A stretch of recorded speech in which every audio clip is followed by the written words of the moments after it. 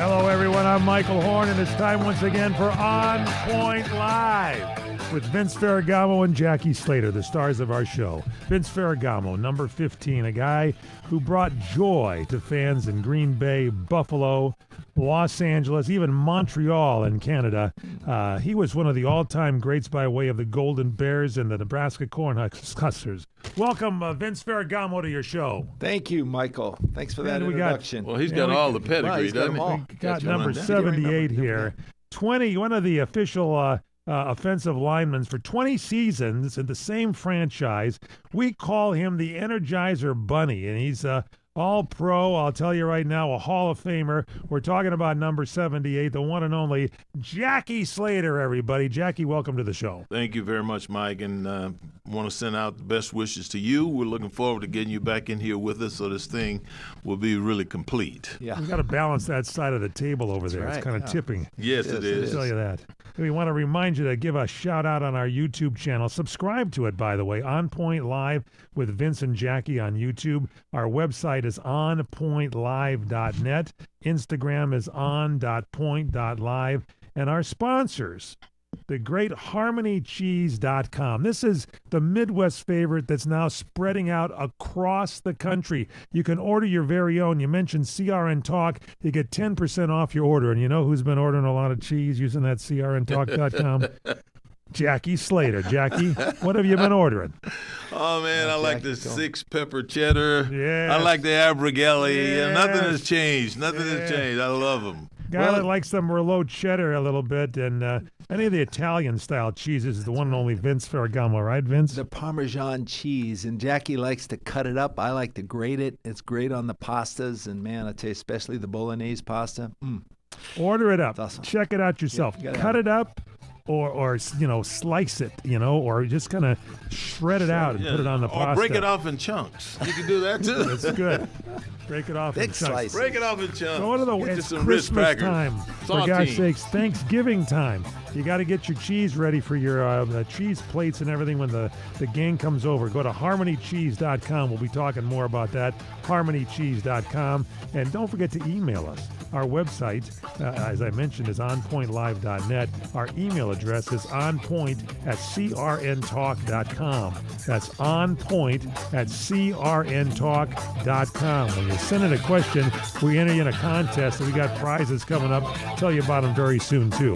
We're going to take a break. When we come back, a big debate coming up. You won't believe what it's over. Jackie coming up with Vince. Stay with us on On Point Live. Welcome back to On Point Live. I'm Michael Horn. Today's show produced by Corey Marino. Jackie Slater, Vince Ferragamo with you. And guys, we usually start out just handicapping, talking about last week's games, but there's a lot of things going on here today. There's a list of people that have been injured, and you and I, we were talking about natural grass against artificial turf. This is a debate that goes on and on and on between players and management. Vince, start us off here. What do you think? This is a problem in the NFL. You recall that this past weekend that the Commanders played the Dolphins in Madrid, Spain, at the Bernabeu Stadium, and they have spent $1.9 billion in redistributing their field to natural grass.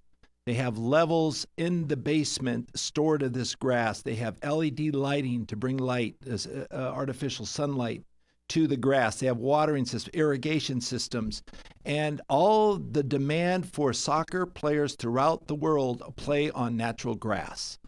FIFA, the World Cup, is coming in 2026 to the United States, Jackie, and is being played at a lot of our stadiums.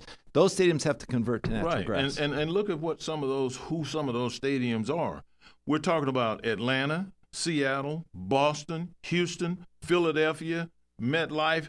All of these stadiums, in order to be in compliance, are going to have to make sure that those athletes are playing on grass surfaces, especially here as we get to the FIFA World Cup. It's a rule, right? It's a rule for FIFA. It's a mandate. It's a mandate in one of the top sports in the world. Here in America, we're watching every single season, guys. Some of our biggest stars in this sport go down, Vince, with season-ending injuries because they're playing on AstroTurf. I played on AstroTurf. Some of the worst in all of the country was right down there in New Orleans. I got hit down there, and my leg was stuck in the turf, and I tore it up. And I had a second surgery on that right knee as well. So I know firsthand. And then I had a turf toe on that stuff. Right. I know firsthand that this is some very, very hard stuff to play on, and you're bound to some point in time to have an injury. And I'd love to see them change it to grass, Vince. Well, the reason is, Jackie, that when you play on natural grass, it's more forgiving. There's more. Of course. There's more give to your joints when you're on that grass and you're cutting and you're moving up and down the field, whereas opposed to AstroTurf, you're restricted. Okay, there's less give. So you have injuries like Achilles. How many Achilles tears have we seen this year? Oh, my goodness. How many knee sprains, ACL ligaments, turf toe? I mean, it's held players out. Joe Burrow won. Brock Purdy, another player, six games, Look at the list, Vince. Vince, look at the list right here. These are PCL strains. Yes. Puka Nacua, Christian McCaffrey, Jalen Warren, Dalton Kincaid, Brock Bowers, Jaden Daniels, Mac Jones, Josh Allen, Drake London, Josh Jacobs. These are some of the best athletes playing this sport, playing the best sport in the world, in my opinion, and they have some of the most dazzling movement skills that anybody in the world has, and when they use these skills now, they're blowing out their knees. Well, let me ask you a question here, because it's like playing on cement with a carpet over it. Exactly. Yes. And we see terrible injuries, Jackie, as you mentioned. And you see a Theismann sitting there with the foot going one way and the thigh going another way. Absolutely. I'm telling you, and they show this stuff, and then they go, well, we can't show it to you. How long has this been going on? How long have the players been upset? Do you know one player that loves to play on AstroTurf, Vince? Well, we're thinking back at our day, Michael, and we're talking about our injuries now that are creeping up on us, and the injuries that we suffered during the years we played on AstroTurf. And, it's compelling to note that the manifestations of these injuries still stay with you for years to come. Absolutely. Okay. So, Absolutely. And I'm thinking about SoFi Stadium that was built, beautiful stadium. Okay. Why in Southern California did they not put a retractable roof and have a natural grass surface there that you could play on? I think it took the luster out of this game. I thought that's what they were going to do, just like they did in Las Vegas. They ride the turf in, they pull it in and out. I mean, you have to do it. I think it's the maintenance issue that people worry about, how difficult it is to keep up natural grass, but you have to find a way. Yeah, Jackie Slater, you're playing with spikes, Jackie Slater, and you're playing on an unnatural surface. It's like, again, playing on a carpet. If that spike gets caught and intertwined with something on the AstroTurf, you're done, because you want to move forward, but your foot is holding you back. Am I right? Well, this is what I will say about playing on those surfaces. Yes.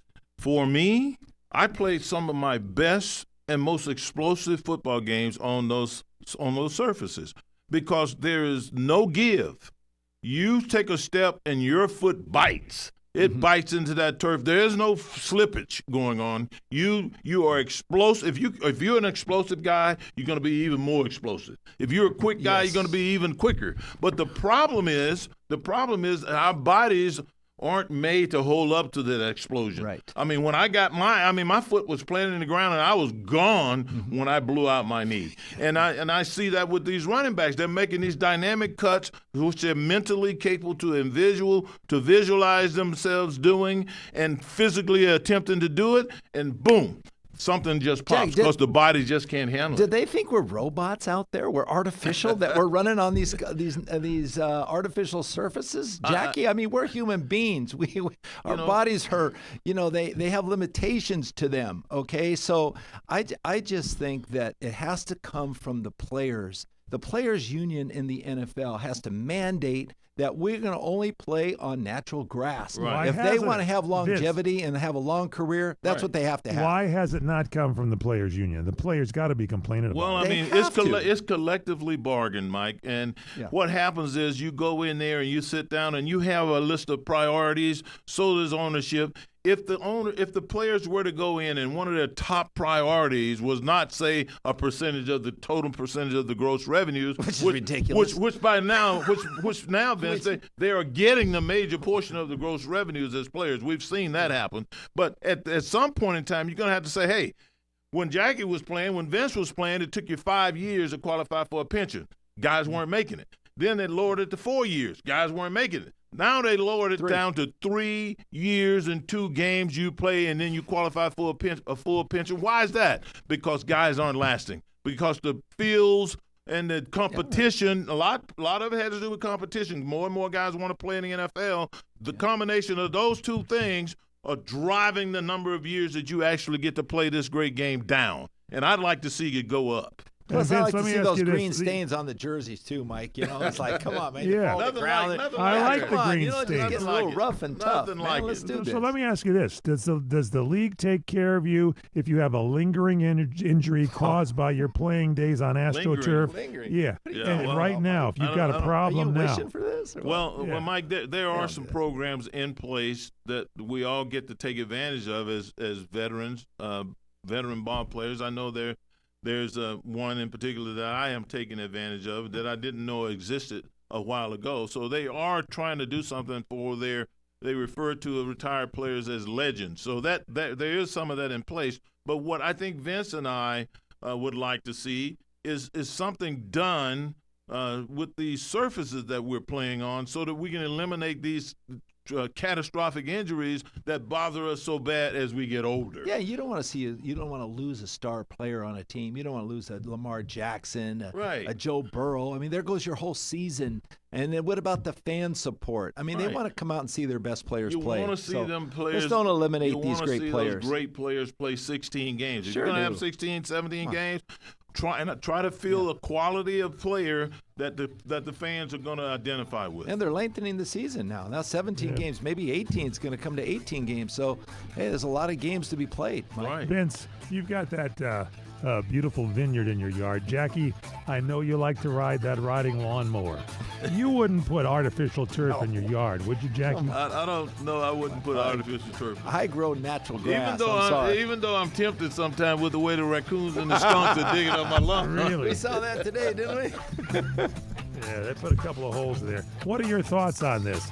Email us, onpoint@crntalk.com. That's our email address, onpoint, ONPOINT, @crntalk.com. We'll discuss this in the upcoming weeks. onpoint@crntalk.com. It's On Point Live. Vince Ferragamo, Jackie Slater. We'll be back. Stay with us.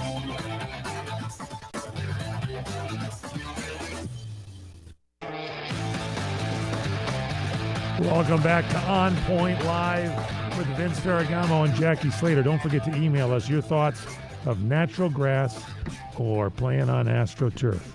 OnPoint@crntalk.com. Get your email in. OnPoint@crntalk.com. Okay, let's look at the Monday night game because that one's fresh in our minds here with the Cowboys dominating the Raiders. Are the Raiders going to win another game this year or not? They scored 33-16, played in Las Vegas on artificial turf. Vince Ferragamo, your thoughts here? Well, we love Pete Carroll, and as much as he's trying to bring a new culture to this Raider organization, and it takes time, Vince. It's a while before it really takes effect. But he's a rah-rah type of coach, and I think with their acquisitions and their temporary arrested trying to get the right players in the game, Jackie. Yes. They went with Geno Smith. They went with their first-round draft pick with their running back out of Boise State, and it just hasn't seemed to work out. They, and I think they were up against the Cowboys who really had a gut feel that they wanted to go out and prove something in this game. So I think it was a bad timing for the Raiders, but they played at home, and it just didn't work out for them. Listen, Vince, this is what I know. All of the years since 1976, when I came in the National Football League, one of the teams that has always been respected for their ability to compete has always been the Raiders. Yeah. Al Davis himself said, just win, baby.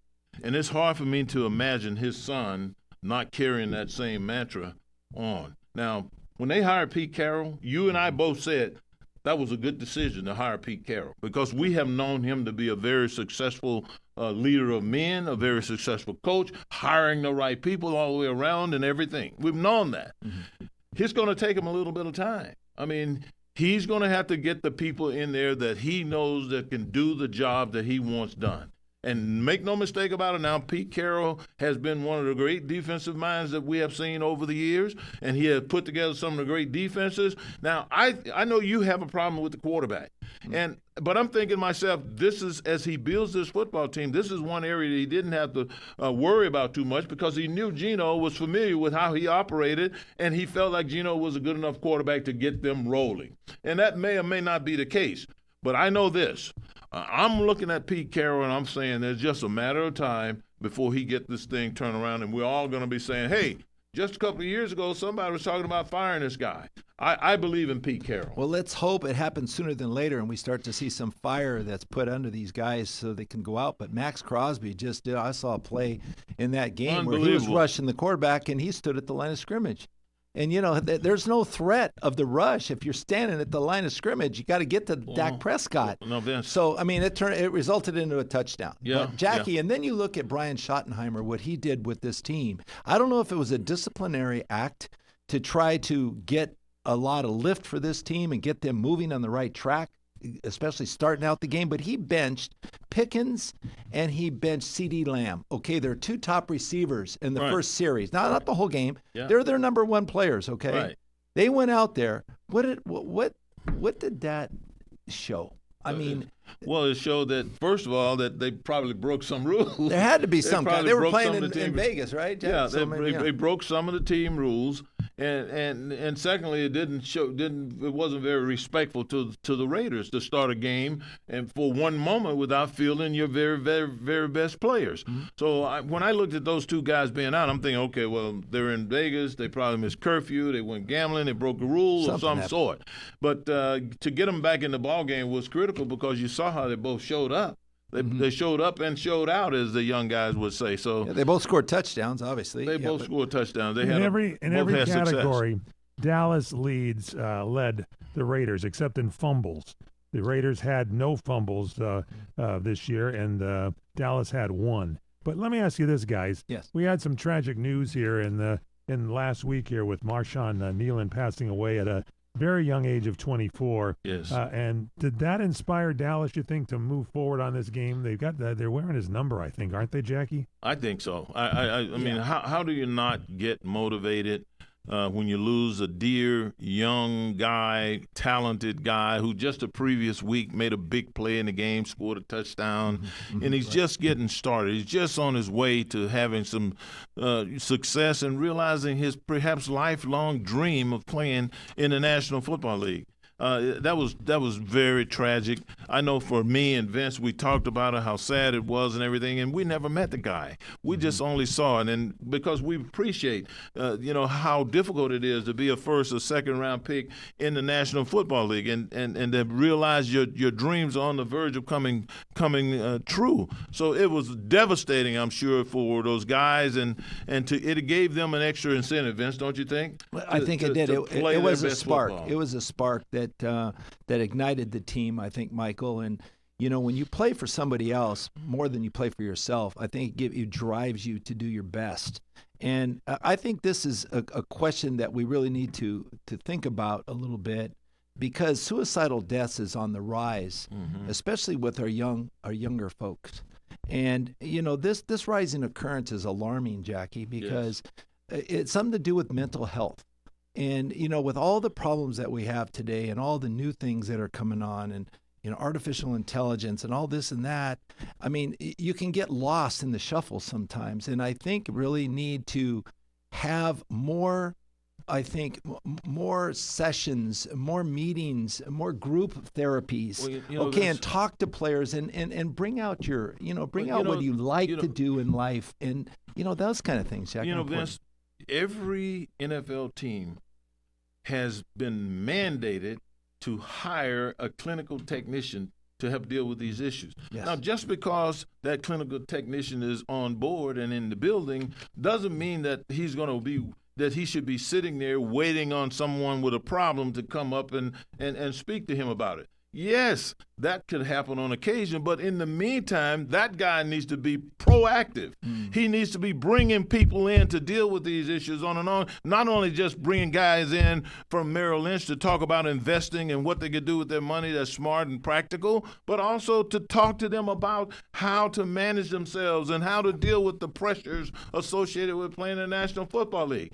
I know when I was the vice president of player development at the Rams, this is what I was asked to set up. I did that. I brought people in to talk about the cash. I remember one young man saying to me, I got a guy, and they were talking about the money and what he should be doing. He said, I'm not worried about that. I got a guy. And that's a problem because you have a guy. Educate yourself. Learn how to do it yourself. Learn how to dictate mandates to your guy. All of that's important, and I think they need to do a whole lot more aggressive stuff like that, educating these young guys. So repetitious reinforcement is the key.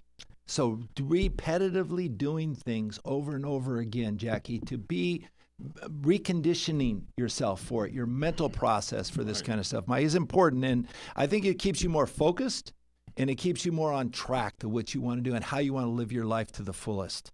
On another note here, Vince Ferragamo, Paul Tagliabue, yes, the former NFL commissioner from 1989 to 2006, Pro Football Hall of Fame member, died at age 84 just a week or so ago. And there's another guy that gave a lot to this game. Your thoughts? He really did, Mike. He followed Pete Rozelle as our commissioner, and we played for him as our commissioner. And he really opened up the eyes to the players and really assisted the player development. And he did that through free agency. Jack, he instituted free agency, basically. And that was a big lift for the players. When I played, there was no free agency, Mike. And you had to jump to a different league. That's why I played the year in Montreal, as you mentioned earlier. But, now they have free agency. If you can't get what you want here or you deserve a better paycheck and go somewhere else and help another team, you're more than welcome to do it. So I think that opened up, the salaries and what guys get paid today. And Jackie also opened up franchises, too. Absolutely. But, I'm thinking about the last time I visited with my old college teammate, Walter Payton, before he passed on. Walter Payton, myself, and several other guys from around the National Football League were invited to New York by the commissioner. And I remember us having a sit-down with the commissioner, and he said, guys, listen, I want to fix our problems, and I want our league to be the best league in the world. What do you think some of our problems are? And almost to a man in that room, we told him that player harmony with the league was the most important thing. We had to have peace. Labor peace was priority number one, because if we did that, that meant we were going to be taking care, dotting all the I's and crossing out all the X's, crossing out all the T's to make everybody happy. And that's exactly what happened. He had labor peace his entire tenure as a coach. There was a couple of rough, as the commissioner, there were a couple of rough edges here and there. But for the most part, he adhered to what we said we wanted. Labor peace was in existence all of the time that he was the commissioner. He was a good listener, Jackie. Yes, he was. And he enacted on it, Michael. He really did a lot of great movements for the NFL. Expanded the NFL from 28 to 32 teams, realigned 8 divisions, oversaw creation of free agency and salary cap, increasing parity, negotiated major TV deals, launched league website and the NFL Network, guided international expansion of the World League and NFL in Europe, maintained long-term labor peace with multiple CBAs, supported construction of 20 new stadiums. The list goes on and on and on. It goes on and on and on. Unbelievable growth period under this guy. He was a titan. Yes, most definitely. We lost the NFL on the management side, on the player side. We lost a titan. He was an exemplary leader. Is what he was. All right, when we come back, let's get into some of these games here last week and get your thoughts on what was going on so we can prepare ourselves for the next week's games here. We're over halfway through the season already. Can you believe it? Yeah, Corey's leading us all. Boy, I tell you, just ask him. He'll tell you who's going to win. You got to just go call him up, everybody. Follow Corey. He's got the big picks. Don't forget, HarmonyCheese.com. You having a bad day? Grab some Harmony Cheese. You having a good day? Grab some Harmony Cheese. HarmonyCheese.com. When you check out, mention CRN Talk, 10% off your order. HarmonyCheese.com. Check out their website. Have yourself some great cheese. Abergele, Merlot and cheddar, whatever your pleasure, we got it for you. Whatever you like, we'll put a special package together for you. Christmas gifts and more at HarmonyCheese.com. Welcome back to On Point Live with Vince Ferragamo and Jackie Slater. And the good part of our show here is always look back at the last week of activity. So let's start with Vince Ferragamo. The Rams take over possession and start moving forward there in the NFL West, beating Seattle 21-19. What a score, Vince. Tell us about it. I was at the game, Jackie. Yeah, I know you were. And you had a what in the world, right? Well, let me tell you what in the world. This is a what in the world, there's no doubt about it. Okay, what in the world? How do you lose a game if you control the ball and you win the time of possession by 15 minutes, number one? Which Seattle did. More than twice the amount of first downs than your opponent. Which Seattle had. You're better on third down efficiency by a number of plays. You have more total yards than your opponent, twice as many passing yards, more rushing yards, a better special teams, and you lose the game. What in the world? How do you do that? That's a what in the world if I've ever seen one. I'm sitting there. I cannot believe what I'm seeing, Vince. I mean, Sean McVay, I got the utmost amount of respect for, and his offense has just been dazzling all year long.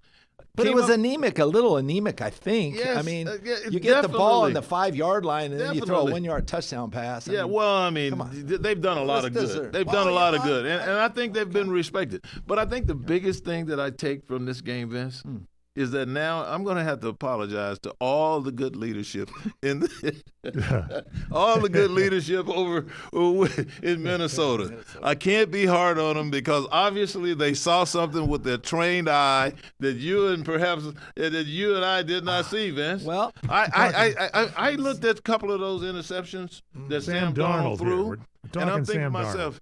Thinking to myself, there is no way in the world. If I were playing quarterback, I wouldn't have thrown a couple of those passes. You would have made better decisions. I would have taken a sack. Hey, Jackie, don't you have to look at the guy in the game film? I mean, that guy Kitchens got 2 interceptions last year against the Rams. He sure did. Against Seattle. Their game plan just wasn't effective because the quarterback wasn't aware of what's going on. When you double cover a receiver, throw to the other guy. You have 5 receivers. They can't double everybody. Everybody. That would be 10 guys on the field. They have to have 20 guys. It was clear who they were doubling. Come on. SJN. Yeah. Okay.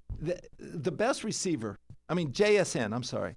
Jackson Smith and Jigma. He's the best receiver in football, Jackie. As right was now. Evident yesterday. He had over 100 yards in pass receptions. He's the most productive receiver right now. But you have Cooper Kupp. You have tight ends. You have other backs to throw to. Yeah. And when the guy's doubled, throw it to somebody else, okay? Get him off that coverage. Anyway, what I was really miffed about, and I don't know what happened, he had 27 seconds left for the go-ahead touchdown. As bad as he played the whole game with the 4 interceptions. He didn't spike the ball with 27 seconds after the first down. You have 4 downs in this time of the game. You don't have 3, you have 4, okay? And you lost 10 seconds. That 10 seconds, Mike, was vital for this team to drive another 10 yards to get in a better field goal position at the end of the game. Wouldn't have to. You expect the guy to kick a 61-yarder? 61-yarder. It could have been a 100-yard kick. Yeah. I mean, Sam Darnold. All right, Philadelphia, and another who wants to win it. That was the Rams 21-19 over Seattle. And another who wants to win it, Philadelphia 16, Detroit, and your buddy Jared Goff 9. What's going on there, Jackie? I don't know what's going on there. I mean, 3 weeks ago with the offensive coordinator that they had, we were talking about Jared Goff as a possible MVP candidate. And then last week before last, they come out, they do a good job, particularly running the football. And then all of a sudden, the head coach, Dan Campbell, takes over the play calling. Mm-hmm. Now, Vince, I can see Andy Reid being a head coach and a play caller. I can see a handful of other guys being head coaches and play callers. But all of a sudden, to jump up in the middle of the season and start think that you can call the plays, I mean, Jared Goff looked like a shell of himself. prior to Dan Campbell starting to call the plays. Well, This guy looked like he was lost. Yeah, we don't know the whole story, John. How John Morton? At what point do you replace him with the play calling? I mean, is the play getting in too late to the quarterback? You don't have enough time to think about the play. Is he having a little bit indecision of the play? How is he instructing? There was no structure. It was no structure to their attack plan. Well, last week it obviously gave this team a lift, Jackie, with him play calling. But they ran the ball mostly. But you know what? The offensive line was remiss in this game. They took a step back. Yeah, maybe they need Campbell to focus on the offensive line.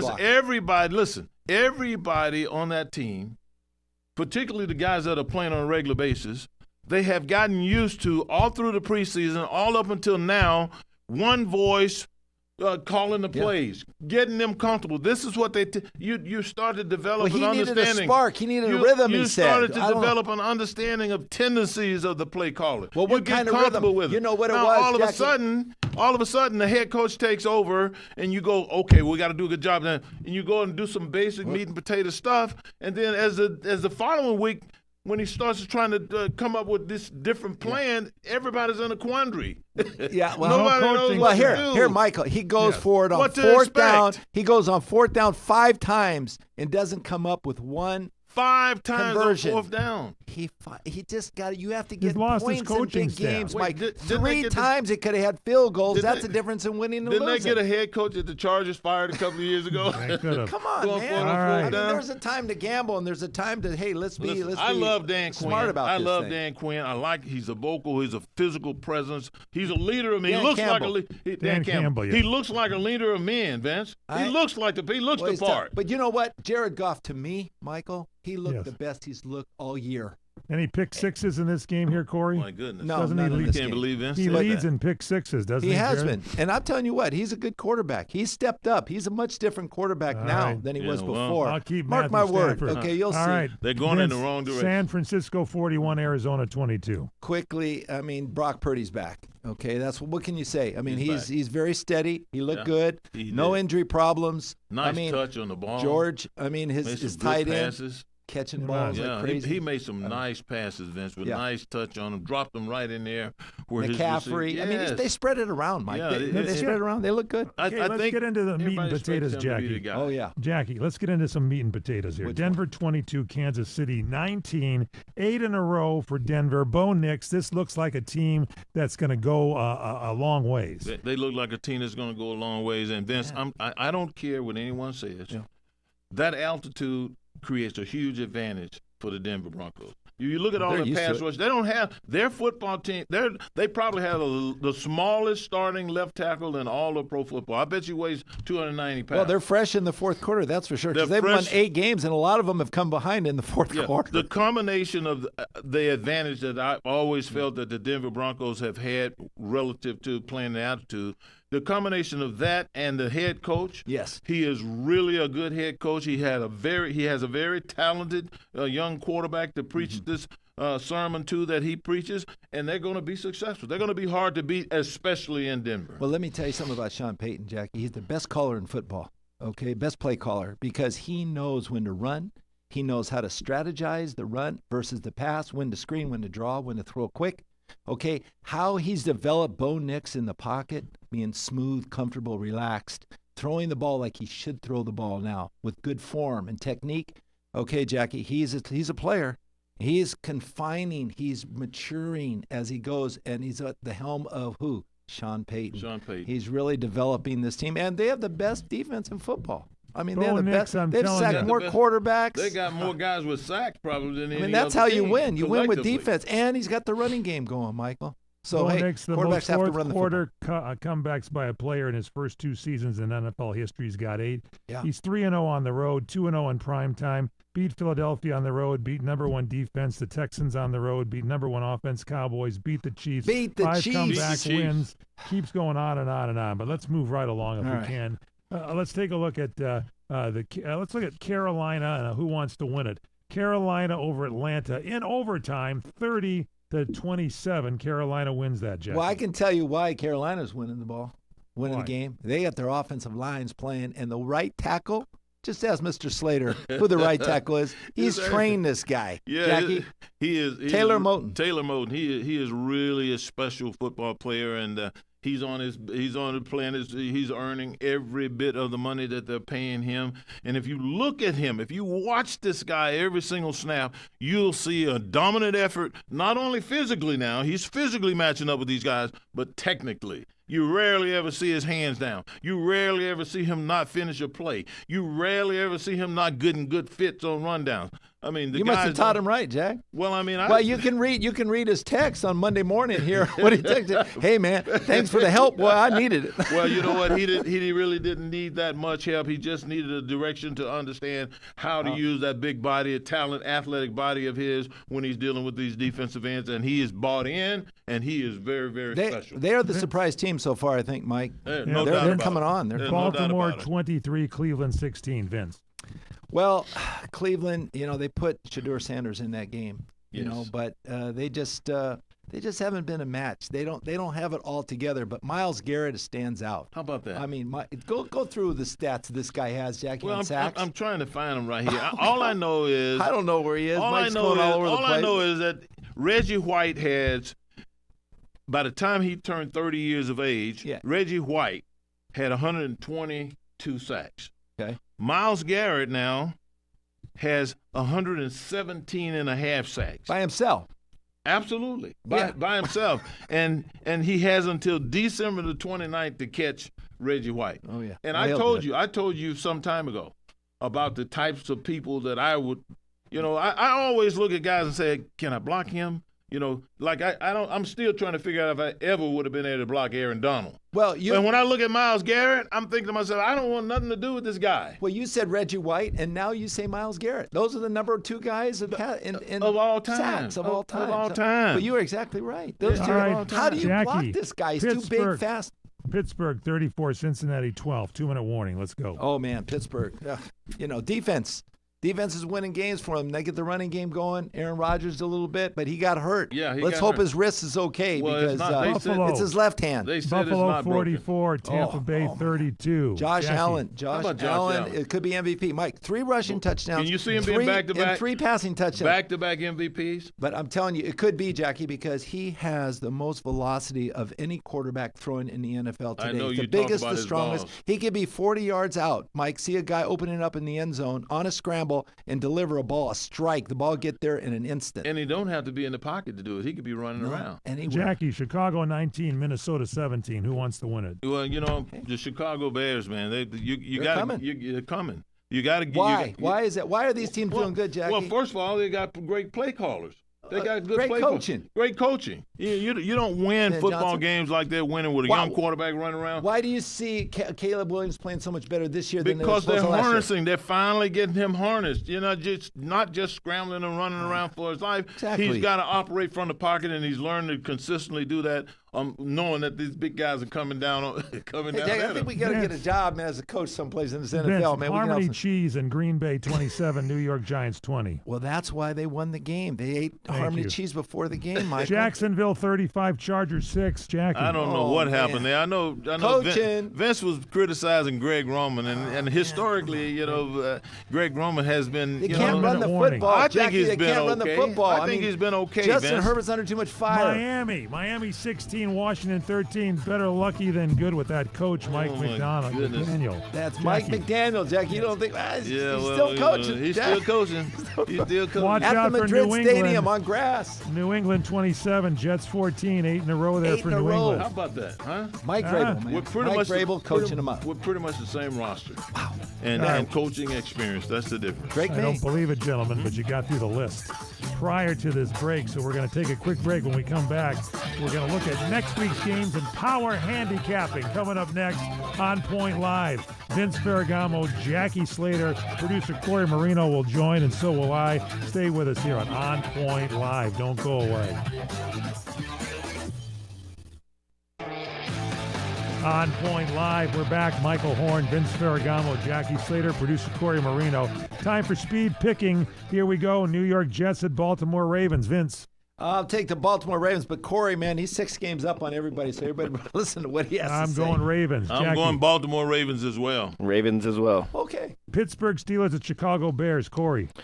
Chicago's on a heater. I'm going with them. I'm with them, too. How about you, Jackie? I'm going with the Bears. I'm going with the Steelers.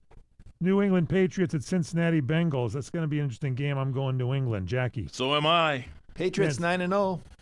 Yep. Corey. Going with the Patriots. New York Giants playing the Detroit Lions. What do you think, Jackie? I'm going with Detroit. I think Jared Goff gets healthy. Vince? Yeah, they're going to bounce back this week, Lions. Corey? 100% Lions. I'm with the Lions as well, too. Moving right along, Minnesota Vikings at the Green Bay Packers. Vince? In Lambeau, I'm going Lambeau. Harmony gotta Cheese stay with Packers. Harmony Green Bay Cheese. Packers here, too. Yeah, Harmony Cheese, Green Bay. Corey? Harmony Cheese, Green Bay. Yeah. Seattle Seahawks at the Tennessee Titans. I like Seattle. What do you think, Vince? Oh, for sure, Seattle. You think Titans they're don't going to have bounce anything. back? Vince, you think they're going to bounce back? Oh, I agree. They're going to bounce back. Yeah, I think Corey. Seahawks going to win. Corey, Cleveland Browns at the Las Vegas Raiders. Who wants to win it? What do you think? I think the Raiders are going to win at home. Oh, I'm going to go with that and with you on that. I'm going with the Raiders as well. There's no Vince. way they're going to lose I this hate game. to go against no Pete way. Carroll, but I got to go with the Browns. I go Miles Yeah. Garrett. I'm going with the Could be either one. Raiders. All right, Jacksonville Jaguars, Vince, against the Arizona Cardinals. Jaguars are on a roll. I'm going to stick with the Jags right now. I'm going with the Check it. Jags as well. I like the Jags.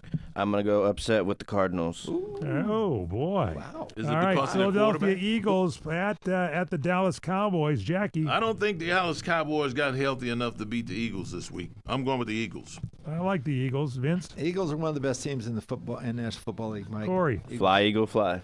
Atlanta Falcons at the New Orleans Saints. This is a stinky. Who wants to win this one, Jackie? Oh, my goodness. Both their quarterback, Vince doesn't like the back. I'm going to have to go with the Saints. New Jackie? Orleans. New Orleans for me. I'm going with New Orleans as well. I like New Orleans as well, too. Tampa Bay at the Los Angeles Rams. That's going to be a tough game. I'm going to go Rams out of sentiment. What do you think, Jackie? I'm going with the Rams because for this sure. quarterback beats the blitz, and Tampa's going to serve it up. Sunday Night Live. I'm gonna have to go with Bucks. Oh, Baker Mayfield. oh I'm my gonna goodness. Go with the What do you think, Rams. Corey? All right, Monday night game. Carolina Panthers at the 49ers. Jackie, 49ers. Vince, 49ers. Corey. 49ers. I go 49ers. That's it. Okay. On Point Live. Don't forget to check out our website, onpoint@crntalk.com. Our email address, harmonycheese.com. And a reminder, what do we always say, guys? Stay on point. Point.